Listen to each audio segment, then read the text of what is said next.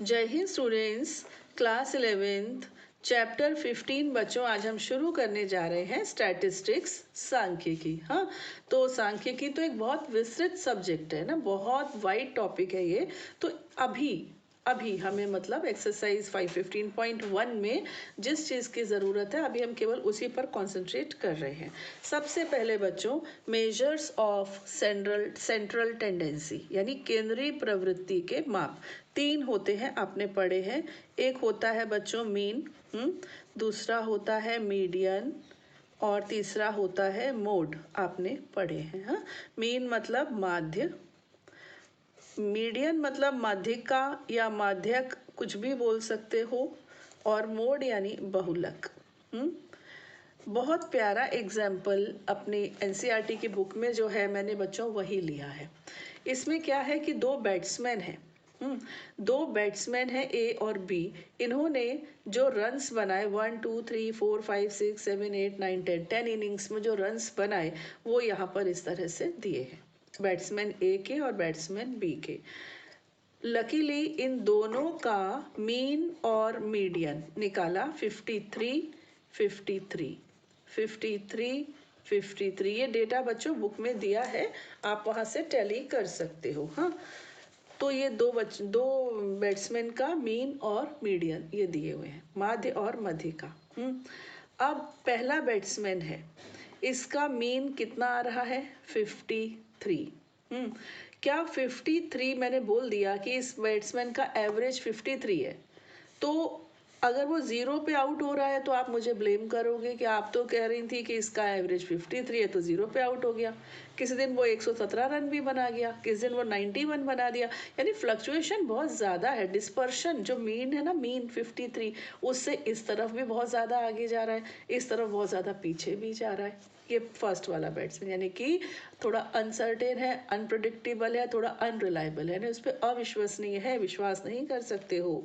Second पर आ जाओ, second का मीन भी बाई चांस 53, आपको मालूम है ना फिर मीन कैसे निकालते हैं, इन सब का सम कर दो अपॉन 10, सबको जोड़ के अपॉन 10 ऐसे निकाला। हाँ, तो इसका भी 53, इसका भी। अब इसका 53 बोला ना मैंने, तो आप आइडिया लोगे कि हाँ यार ये तो ठीक है, कभी 48 56 46 50 इतना तो चलता है, लेकिन हाँ एवरेज इसका 53 है, यानी इसमें फ्लक्चुएशन कम है। अब जैसे कि आपने राहुल द्रविड़ का नाम सुना होगा ना, वो ऐसे ही बल्लेबाज थे, उन पर विश्वास किया जा सकता था, 6 फोर्स नहीं मारेगा बंदा लेकिन टिका हुआ है। और बाकी जो थे धुआंधार वीरेंद्र सहवाग वगैरह वो ऐसे ही थे, कभी जीरो पे तो कभी 117 मार ऐसे। एनीवेज, अब ये जो ए है, ए बैट्समैन, इसके जो रन्स हैं मैंने ये नंबर लाइन पे शो करने की कोशिश करी, देखो कितने फैले हुए हैं। और जो बैट्समैन बी है इसके इतने ही एरिया में, इसी रेंज में है, तो ये वाला बैट्समैन ज़्यादा रिलायबल है। ठीक है, तो ये जो मीन है या मीडियन, इस समय तो मीडियन भी 53 ही है, मीन है या मीडियन है, ये इनका एग्जैक्ट जो है ना हमको अनुमान जिसे कहते हैं आइडिया नहीं दे पा रहा है, किसका, बैट्समैन ए का। तो अब हम क्या करें, अब हम एक नई चीज़ इंट्रोड्यूस करते हैं कि ये जो डेटा है ये मीन से यानी कि 53 से कितना कम और कितना ज़्यादा है, इस बात पर अब हम फोकस करने जा रहे हैं। कितना कम है और कितना ज़्यादा है, इसको कहते हैं बच्चों डेविएशन, विचलन या डिस्पर्शन, एक ही बात है, डेविएशन बोल लो या डिस्पर्शन बोल लो, एक ही बात है ना। तो जो मीन है उससे कितना दूर या कितना पास, अब हम उसका मेजरमेंट लेंगे। तो मेजरमेंट लेने के तीन तरीके हैं। पहला मतलब डिस्पर्शन नापने के, फ्लक्चुएशन नापने के, विचलन को नापने के तीन तरीके हैं। पहला है रेंज, ठीक है, रेंज को हिंदी में कहते हैं परिसर। ठीक, दूसरा है बच्चों चतुर्थक विचलन या फिर क्वार्टाइल डेविएशन, क्वार्टाइल डेविएशन। ठीक है, इसको हिंदी में कहते हैं चतुर्थक विचलन। और अच्छी बात यह है कि चतुर्थक विचलन अभी हमारे सिलेबस में क्लास 11th में नहीं है। तीसरी चीज बच्चों है मीन डेविएशन। मीन डेविएशन, ठीक है, इसको कहते हैं माध्य विचलन। एक और भी है, फोर्थ, एक और भी है, 3 नहीं है 4 हैं। फोर्थ है बच्चों मानक विचलन, स्टैंडर्ड डेविएशन। स्टैंडर्ड डेविएशन, थोड़ी स्पेलिंग इधर उधर हो जाती है जल्दबाजी में, इसको कहते हैं मानक विचलन। ठीक, तो सबसे पहले आते हैं रेंज पर। रेंज यानी परास यानी परिसर। तो इसका जो सबसे छोटी वैल्यू है वो है 0 और जो मैक्सिमम वैल्यू है वो है 117। तो उसकी जो रेंज हुई बैट्समैन ए की, ये हुई 117 माइनस 0 यानी कि 117। बैट्समैन बी की कितनी हुई बच्चों? बी की मिनिमम वैल्यू दिख रही है मुझे 46 और मैक्सिमम दिख रही है 60। तो 60 माइनस 46 तो ये हुई 14। तो जिसकी रेंज कम होती है वो ज़्यादा रिलायबल होता है। ठीक है, उसकी जो मेजरमेंट है या जो मीन है ना, मीन, उस पर आप ट्रस्ट कर सकते हो। जिसकी रेंज कम है, चाहे मीन है चाहे मीडियन है, रेंज कम है उस पर आप ट्रस्ट कर सकते हो। ठीक है, तो अब हम इसको क्या बोलेंगे? ये जो डिस्पर्शन होता है ना, डिस्पर्शन यानी कि क्या बोला मैंने आपको, विचलन, इसके लिए एक और नाम भी है। डिस्पर्शन को एक चीज़ और कहते हैं, वो है प्रकीर्णन। हिंदी वाले सुन ले, विचलन का एक और नाम है प्रकीर्णन। ठीक है, तो प्रकीर्णन की माप आंकड़ों के प्रकीर्णन या विक्षेपण का माप जो भी होता है प्रेक्षणों व वहां प्रयुक्त केंद्रीय प्रवृत्ति के माप के आधार पर किया जाता है। द डिस्पर्शन और scatter in a data is measured on the basis of the observations and the types of the measures of central tendency used there. जो भी वहां पर यूज हुई है सेंट्रल टेंडेंसी, उसके हिसाब से हम आगे बात करते हैं। ठीक है, अब देखो, ये तो मैंने आपको बता दिया, सिंपल सी चीज़ थी, ये अपने सिलेबस में नहीं है। 15.1 पूरी की पूरी मीन डेविएशन पर बेस्ड है। जब ये अभी हम पढ़ेंगे और स्टैंडर्ड डेविएशन बच्चों हम आगे पढ़ेंगे, शायद 15.2 में है। ठीक, तो सबसे पहले मीन डेविएशन। अब देखो मीन डेविएशन कैसे निकालेंगे, समझते जाना बच्चों। मैंने मीन निकाला, अभी मीन मुझे कितना मालूम है इसका, 53। मीन है 53। आपको पता है ना मीन को हम एक्स बार कहते हैं, है ना, एक्स बार। सबसे पहले ये जो डेटा है ना, सभी में से आप एक्स बार को माइनस करते जाओ। तो 30 माइनस 53 कितना आ गया बच्चों? -23 आ गया, है ना। 91 माइनस 53 तो ये कितना आ गया? 48 आ गया। 38 आ गया, 38 आ गया, है ना। फिर 0 माइनस 53 से कितना आ गया? -53। 64 माइनस 53 से आ गया 11। सुनो बच्चों, ऐसे मैंने किया। किसी किसी डेटा में क्या होता है कि कुछ तो पॉजिटिव आते ही हैं ऑब्वियसली, कुछ नेगेटिव आते हैं क्योंकि जो एवरेज है उससे कुछ छोटे होते हैं कुछ बड़े होते हैं। तो कई बार ऐसा होता है कि नेगेटिव्स का सम और पॉजिटिव्स का सम इक्वल हो जाता है। तो जब हम इनको जोड़ने बैठते हैं तो हमारा आंसर 0 आ जाता है और हम बैठे रह जाते हैं। इसके लिए फिर क्या किया जाए? फिर इन्होंने एक तरीका निकाला कि ये जो विचलन होते हैं ना, डिस्पर्शंस, इनकी ले ली एब्सोल्यूट वैल्यू यानी कि निरपेक्ष मान। तो फिर क्या हुआ, ये 23 जो है ना, इसका निरपेक्ष मान लिया, क्या बन गया? प्लस का 23। 38 तो चलो 38 ही है, ये क्या बन गया? 53, ये 11 है, ऐसे। फिर उसके बाद जो मीन डेविएशन होता है, मीन डेविएशन यानी कि माध्य विचलन, कहाँ से? माध्य से। अभी हम माध्य से नाप रहे हैं। हाँ, इसका सूत्र बन जाता है सिग्मा xi माइनस ए अपॉन एन, समझे आप। और इसमें लग जाता है एब्सोल्यूट का साइन। तो अब ये बन गया फॉर्मूला, कितना सिंपल है। तो ये है बच्चों मीन डेविएशन फ्रॉम मीन। अगर मैं इनको वर्ड्स में लिखूं, शब्दों में लिखूं, तो हम क्या लिखेंगे? हम लिखेंगे, पहले इंग्लिश में बता देते हैं, sum of absolute values of deviations from x bar. Upon number of deviations. ठीक है, अब आ जाओ हिंदी में। हिंदी में हम लिखेंगे एक्स बार से विचलनों के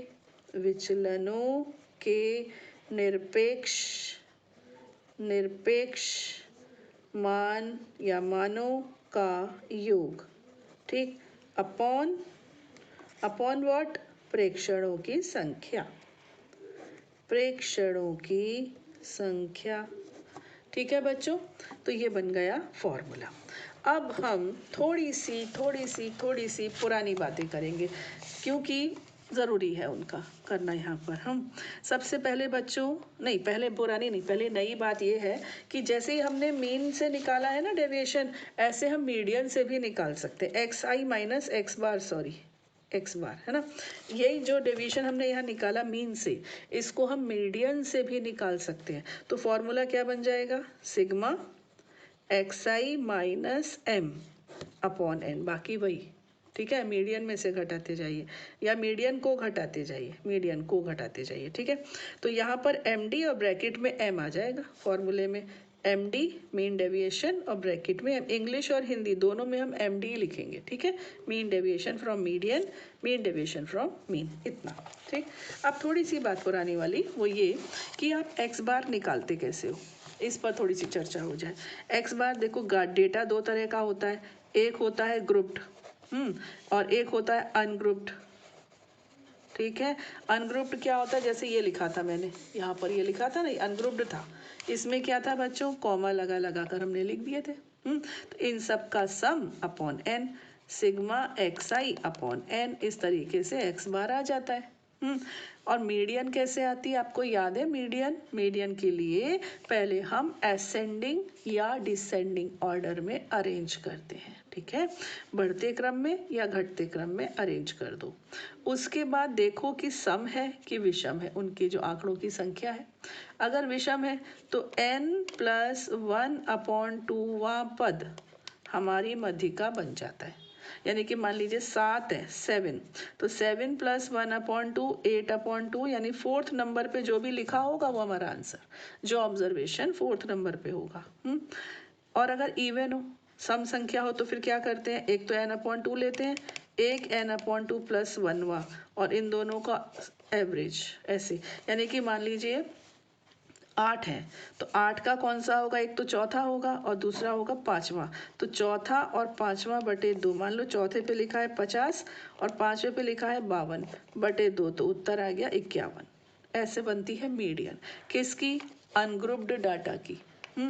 ग्रुप्ड डाटा की क्या होती है, ग्रुप डाटा दो तरह के होते हैं। ये जो ग्रुप्ड होते हैं ना, थोड़ा सा जिनको हम सिस्टमेटिक लिखते हैं, वो दो तरह के होते हैं। एक होती है डिस्क्रीट को डिसकंटिन्यूअस भी कहते हैं, और हिंदी में कहते हैं असतत। ठीक है, डिसकंटिन्यूअस। दूसरी होती है कंटिन्यूअस को हिंदी में कहते हैं सतत।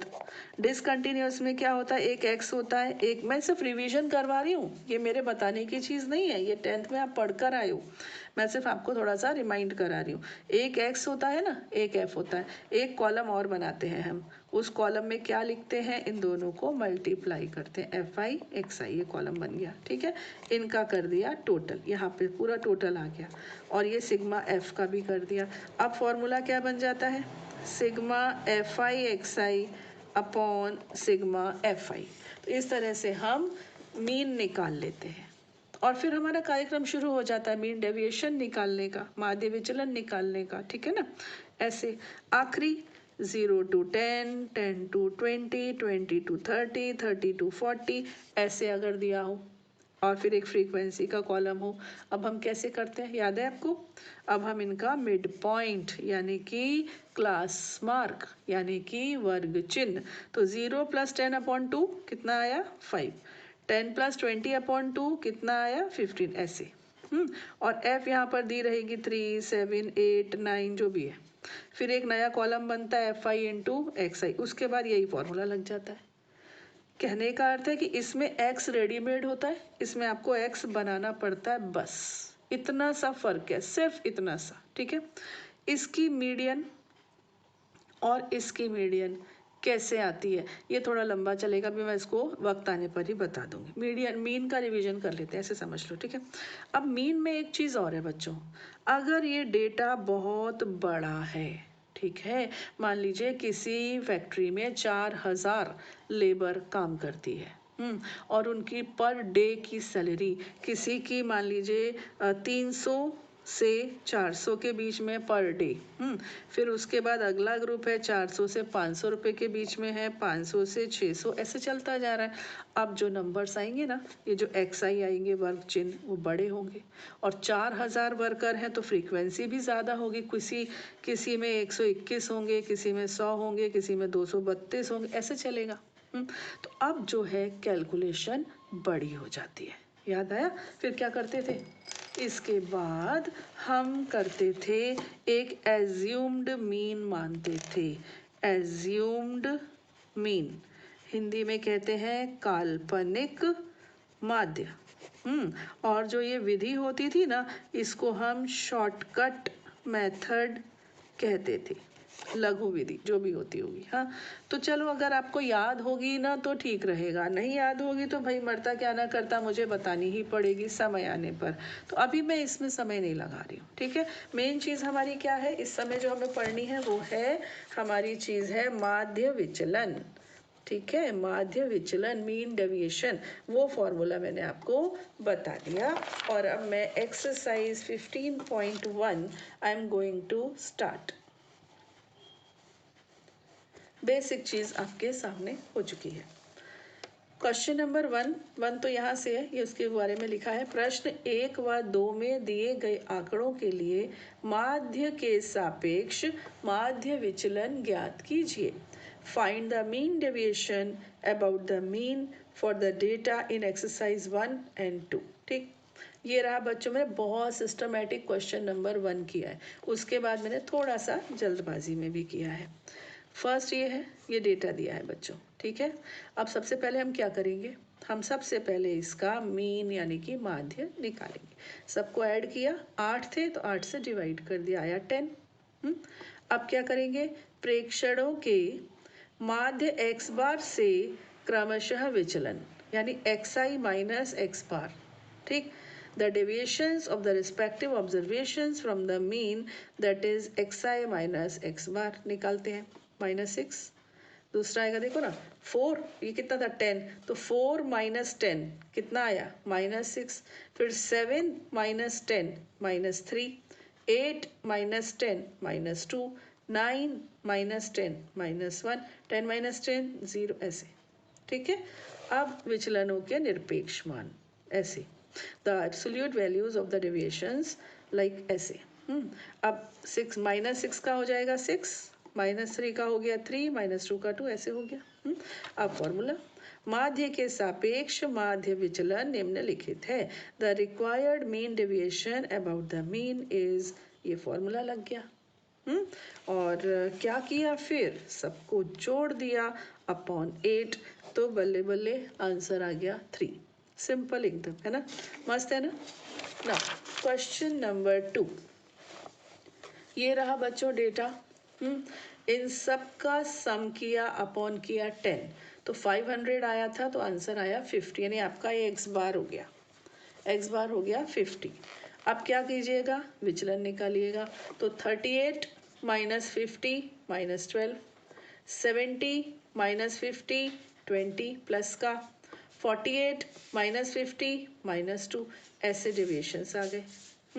इसके बाद क्या, निरपेक्ष मान एब्सोल्यूट वैल्यूज, इनको सबको पॉजिटिव करते जाइए। अब मीन डेविएशन फ्रॉम मीन, इन सबको जोड़ दिया अपॉन 10, 8.4, हो गया। कितना सिंपल है ना। नाउ नेक्स्ट, प्रश्न 3 व 4 के आंकड़ों के लिए मध्यिका के सापेक्ष माध्य विचलन ज्ञात कीजिए। Find the mean deviation about the median for the data in exercise 3 and 4। अभी मीडियन के सापेक्ष, बस इतनी सी बात है। चलिए मीडियन का रिवीजन हो जाएगा। ये रहा बच्चों डेटा, अब मैंने काउंट किया 1 2 3 4 5 6 7 8 9 10 11 12, 12 थे। हाँ, यानी सम संख्या है, इवन है, नंबर ऑफ ऑब्जर्वेशन 12 है। अब क्या हुआ, प्रेक्षणों को आरोही क्रम में लिखने पर arranging them in ascending order, यहाँ लिखना था, मैंने नीचे लिख के फिर एरो लगा दिया सबसे छोटा 10, फिर 2 बार 11, फिर एक 12, 2 13, ऐसे। ठीक है बच्चों, छोटे से बड़ा बढ़ते क्रम में लगा दिया। अब चूंकि ये 12 है तो आपको पता है कि एक तो मीडियन होगी नहीं, 2 मीडियन होंगी, उनका भी हमें एवरेज लेना होगा। तो मीडियन कैसे आएगी, n/2th term plus n/2 plus 1th term upon 2। ठीक, तो अब ये 12 है तो 12/2 यानी 6th, और 6 + 1 7th। 6 नंबर पे कौन है, 1 2 3 4 5 6, 13 है, और 7th पे 10, सॉरी ये है 1 2 3 4 5 6, 13 और 14, ये दोनों। ठीक, तो 13 + 14/2, 27/2, 13.5। अभी तो केवल मीडियन आई है बाबू, अभी हमें क्या करना है, अभी हमें माध्य विचलन मीन डेविएशन निकालना है, वो हमने यहाँ लिया। अब हमने क्या किया, डेविएशन निकाला। अब पेज पलट लिया बच्चों, थोड़ी दिक्कत होगी। हमारी मीन कितनी है, वो मीडियन कितनी आई थी, मीडियन थी बच्चों, ये देखो जस्ट अ मिनट, 13.5 दिख रही है आपको, एक मिनट, 13.5, एक ले लेते हैं। ठीक है, 13, ये 13 है, 13 में से 13.5 को माइनस कर दिया, कितना आएगा, -0.5। फिर 17 में से 13.5 को माइनस कर दिया, क्या आएगा, +2.5, ऐसे। ठीक है बच्चों, वो मैंने यहाँ लिख दिए, +3.5 आएगा, चलिए जो भी है, ऐसे मैंने यहाँ पर लिख दिए, 3.5 आएगा। लेट मी चेक, 17 - 30, ठीक है, 3.5 करेक्ट, इस तरह से लिख दिए। इसके बाद आपको लेना है निरपेक्ष मान, एब्सोल्यूट वैल्यूज, और बाय मिस्टेक मैंने क्या किया, प्लस लगा दिया, जबकि मुझे कॉमा लगाना चाहिए था। अब मैंने लगा दिया तो फिर मैंने टोटल भी ले लिया, कितना हो गया, 28। अब फॉर्मूले पे आ जाओ, मीन डेविएशन फ्रॉम मीडियन, ऐसे लिखेंगे। हाँ, तो ये हो गया अपॉन n, तो 28/12 कैंसिल किया तो 7/3, डिवाइड किया तो 2.33 अप्रॉक्सीमेटली। तो ये कम आया ना, कम चीज़ हमारे को अच्छी रहती है, यानी कि उसकी सर्टेनिटी बढ़ जाती है। अभी क्वेश्चन नंबर 4, ये डेटा है बच्चों, इसमें भी इवन है, 10 है। Arranging them in ascending order, बढ़ते क्रम में लिखने पर। अब ये थोड़ा सा मुझसे मिस्टेक हुआ था, मैंने ओवर राइटिंग कर दी, आप सोच समझ के करिएगा। मीडियन क्या होगी, n/2th term plus n/2 plus 1th term upon 2। Solve करते गए, 46 और 49 ये दो आ गए, पांचवा और छठवां, 1 2 3 4 5, 46 और 49, इन दोनों को एवरेज किया तो 47.5।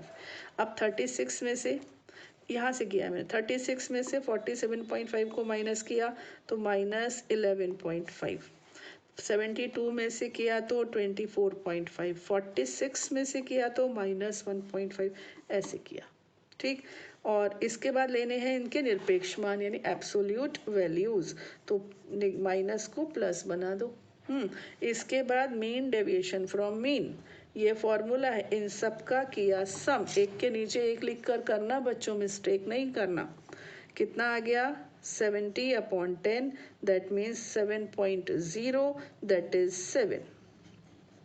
ये आ गया मीन डेविएशन फ्रॉम मीन। तो अच्छे लग रहे हैं ना सम्स, इजी हैं, एकदम इजी हैं। आगे के सम्स पे आप ट्राई करो, मैं तो अगला वीडियो बनाऊंगी ही, या तो वेट कर लो, ठीक है, या फिर खुद करो। जब तक खुश रहो बच्चों, आबाद रहो, जय हिंद।